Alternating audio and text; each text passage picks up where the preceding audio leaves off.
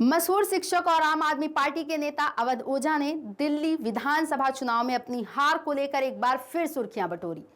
उन्होंने फिर एक बार अजीबोगरीब बयान दे दिया है।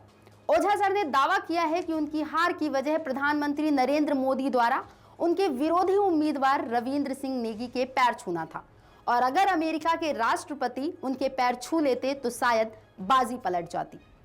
अवध ओझा ने कहा कि दिल्ली के पटपड़गंज सीट से हुए चुनाव के शुरुआती 15 दिन वह अकेले प्रचार करते रहे, लेकिन इसके बाद उनके मुताबिक पूरी विधानसभा उनके समर्थन में आ गई थी।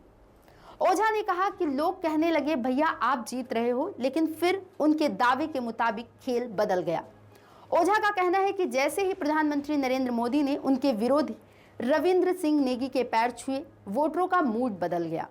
उन्होंने दावा किया कि उसी वक्त चुनाव का रुख पलट गया। अगर पैर छूना ही था तो सिर्फ एक उम्मीदवार का पैर क्यों छुआ, बाकी नेताओं के पैर क्यों नहीं छुए। उनके इस बयान ने सोशल मीडिया पर हलचल मचा दी है, जहां लोग इसे लेकर तरह तरह की टिप्पणियां कर रहे हैं। अवध ओझा ने अपने चिरपरिचित अंदाज में तंज कसते हुए कहा कि अगर अमेरिका के राष्ट्रपति उनके पैर छू लेते तो शायद वह चुनाव जीत जाते।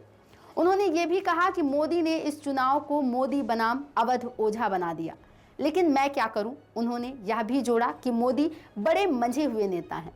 उन्होंने इस तरह की रणनीति से उनके जीत के सपने को चकनाचूर कर दिया। ओझा ने अपनी हार पर सवाल उठाते हुए ईवीएम की विश्वसनीयता पर भी निशाना साधा।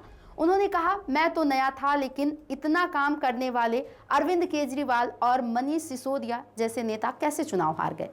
यह समझ से परे है, कुछ तो गड़बड़ जरूर है। ओझा का इशारा ईवीएम में कथित गड़बड़ी की ओर था। हालांकि उन्होंने इसके समर्थन में कोई ठोस सबूत पेश नहीं किया है।